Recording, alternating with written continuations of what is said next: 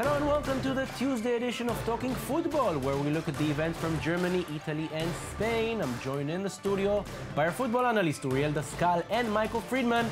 And on our show today, we will ask if Real Madrid should be worried ahead of the Spanish Clásico. And we'll look at the two other derbies, that of Rome and that of the Ruhr. All this and much more coming up right now.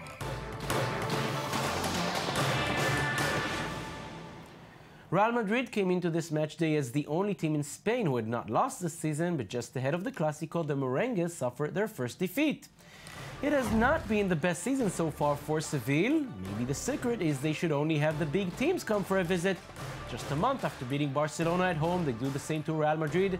Sergio Ramos put the visitors ahead, but Seville answered with 3 goals of their own. James Rodriguez added 1 more for the visitors in stoppage time, but it was not enough. Uriel, it's perfectly all right to lose one match after once in 11 matches, and yet is it anything to worry about just ahead of the Clásico, or just a coincidence? I think they need to worry about getting, Keylor Navas back in goal as fast as possible. He's the best goalkeeper right now in Spain, probably in Europe, and they really need him because he stabilized the defense really well. He organized. Did you speak with Manuel Neuer before saying that? Manuel Neuer doesn't have as much as much action as Navas, and Navas is doing a great job this season. And I think when he's not playing, Real Madrid are just conceding more. It's just it's a further proof of his brilliance. So that's what they need to be worried about. They need him back in the fold. And Michael, one question I do have to ask you is, of course, everybody spoke up this weekend about Karim Benzema. Rafa Benitez said we're all behind him. And yet, if he really did what they say they did to a teammate in France, how much support can he have from other players in Real Madrid? It's a terrible situation with Benzema right now, and his character right now is in question. Basically, as a player... In question again. Again, of course. And as a player, this is something that we know. Footballers, they're no angels. They're not perfect. There are a lot of scandals throughout all of the footballers. But this is not going to be good for, what can happen with, legal action that will take place. And after that, Real Madrid and France, they could both say, no, we don't want him playing for us. It's a real trouble for their image. And Karim Benzema is looking to be in quite a lot of trouble. And he's got all that, cocaine smuggling story. This it's not Karim Benzema, it's Walter White, What's going on? He's like, what? What are you doing? A bit of a problem, the story. On to Barcelona, who just keeps on having fun, even if Leo Messi is still out. The team from Catalonia had a hard time in the first half against Villarreal, who's one of the best teams this season in Spain. But it all changed after the break, and once again, Neymar and Suarez were the ones to do the damage. Barcelona win 3-0. So, Uriel, next game for Barcelona is the Clásico. We don't know if Leo Messi will be back, in what condition. Of course, if Messi's fit, the temptation to play with him is huge. And yet, it looks so good. Is it right to bring him back to this kind of a game? Is it right to bring Messi into the game? What was the question again? What is the question? What was I asking? Yeah, if Messi can play, then let him play. I know they are on a roll, but you see... you have the list of scorers. The last game since Messi has been injured, it's like Suarez, Neymar, Neymar, Suarez, Neymar, Suarez, Neymar. You need a Messi inside, you need it. The MSN. Yeah, you need that. But they've been incredible. They stepped up to the plate, and they've been hitting home runs if we're going there. And I think anytime you can bring in back a player like Messi, you do that. No matter what happens. No hesitation. Yeah. Even if he's like 80% fit, do it. But if he's going to get injured, because you brought him in, maybe it's better to let things roll as they are. And Michael, another question which we've already asked. Once Messi comes in, Neymar and Suarez will be back to second best because it's Messi's team. Will they be comfortable being second best after what we've seen from them? Second best is going to be hard to come by right now. Second and third. Yeah, second and third. Exactly. So they're both, their egos are probably getting higher and higher right now. They're scoring big. They're stepping up to the plate, as Oriol said. They're doing what needs to be done, and with Messi coming back, they're going to have to take a change in their role. Obviously, the fans want Messi back. They saw them chanting in the 85th minute, screaming, for Messi, and they're all hopeful for him to be healthy for the Clásico and to return, and the MSN to continue conquering. I can't see them, saying we don't want Messi back because our ego will get hurt. They're ahead. They're far away from that. I think. I mean, Neymar knows what his job. Suarez knows what his job is. Ego is. I don't think ego is a big problem there. Interesting to see. Very interesting to see how Messi fits in, especially in the Clásico. Because it's Messi. It's not like Munir is coming back. It's no, Messi. It's not Thomas Vermaelen. Yeah. Absolutely. Here's what the top of the La Liga looks after 11 matches. Barcelona are first with 27 points, 3 more than Real Madrid in second. And as we have said, in less than 2 weeks, these two giants face off at the Santiago Bernabeu. Just a point below Real Madrid are their city rivals Atletico, who beat Sporting Gijón 1-0, thanks to a stoppage time goal by who else and Antoine Griezmann. Celta Vigo had a great start to the season, but have now lost 2 of their last 3 matches. The last one was a very embarrassing 5-1 home defeat to Valencia. The Tiny Eibar are now 6th after their home win over Getafe.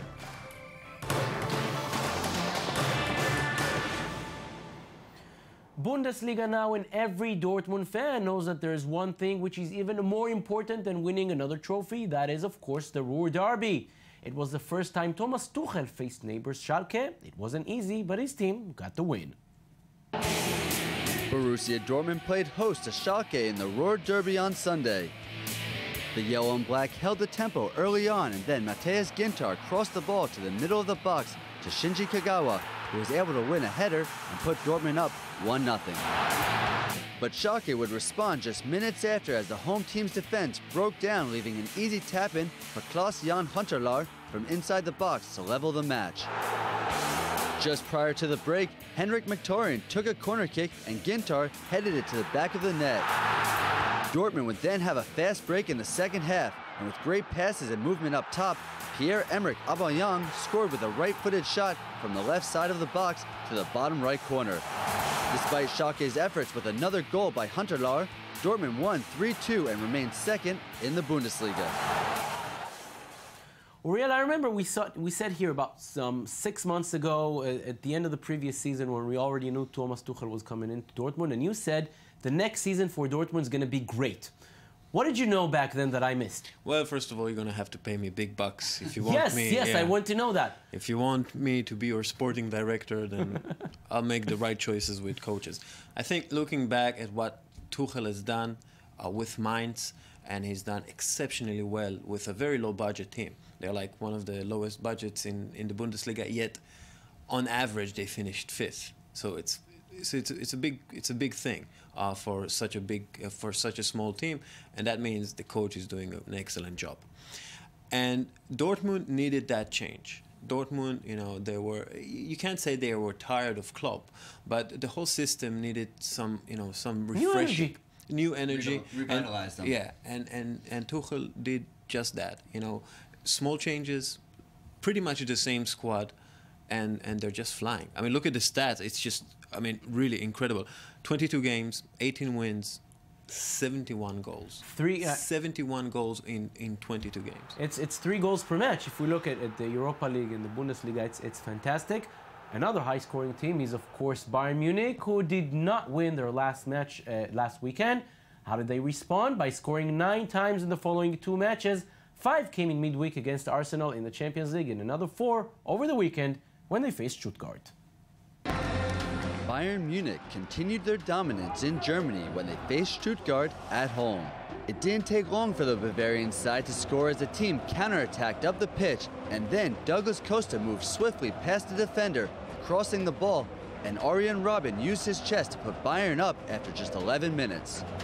Shortly after, the team continued pressing, and with another cross through the box, this time it would fall to Costa, who smashed the ball past the goalkeeper. It was a fantastic hit to give his side the 2-0 lead. Bayern didn't stop there. Another cross through the box fell this time to Robert Lewandowski, and he naturally found the back of the net, providing their third goal. The striker made the volley look so easy. With one last goal by Thomas Müller for the Bavarian Giants, the team finished the match winning 4-0 and remaining the best in Germany.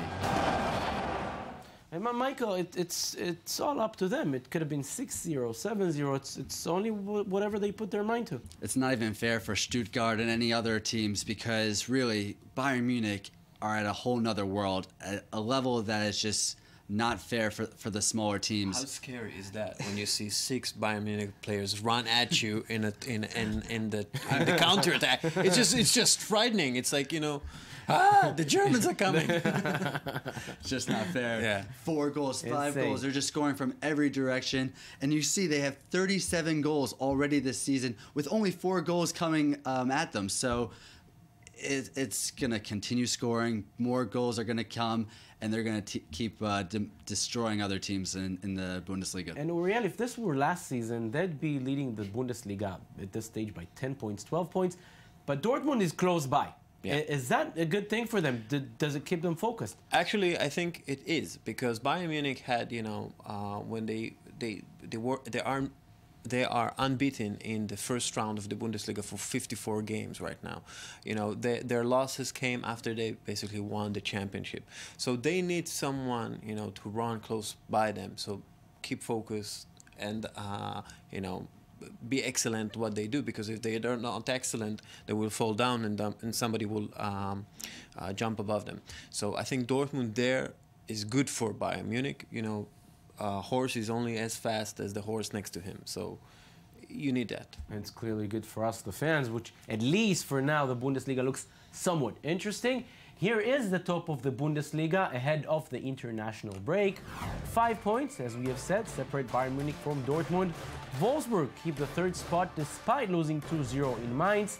Hertha Berlin are up to 4th after winning 3-1 in Hanover, and after 6 consecutive wins, Borussia Mönchengladbach are held to a goalless draw at home against Ingolstadt.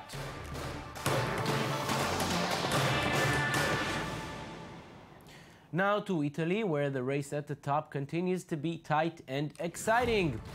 Only goal difference separates Fiorentina from Inter at the top. The team from Florence beat Sampdoria away 2-0, while Inter did their usual 1-0 routine, this time against Torino. The big derby of the capital ended with Roma beating arch-rivals Lazio 2-0, putting them in 3rd, just a point behind the 2 leaders, while Napoli are 4th, a point behind Roma, beating Udinese 1-0.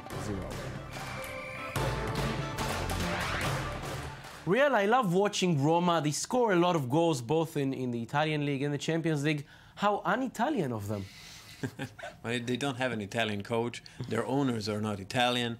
Most of the players are not Italian. So So they just happen to play in the Italian capital. So yeah, exactly. Looking at them, it's really fantastic. But they've been fantastic for the last 3-4 years. But there was always a team above them. Always. Yes, and they're always, losing when it matters.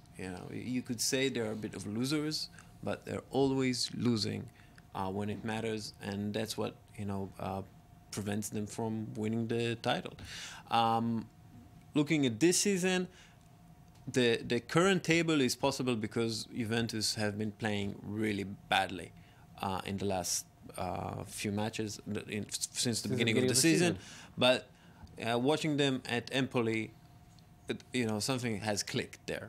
So I think Juventus are quite good in the Champions League. Exactly. So Juventus are going to roar back into this, and I think everybody should be worried, and including Roma and Fiorentina, which I love. I support them this season. Paolo Sousa, great manager, and I think Juventus are going to be there at the end and might even take the title again. So Michael, there's Juventus, there's Roma, which we mentioned, and there's Inter, which I would call them the bizarro Roma, because doing the opposite. Absolutely, they won 8 matches in the Italian league. 7 of them are 1-0. I may hate this, but it works, and the question is, can it work all the way? Well, it doesn't matter how they get the result. As long as they win, they're happy. Winning 1-0, it's enough for them.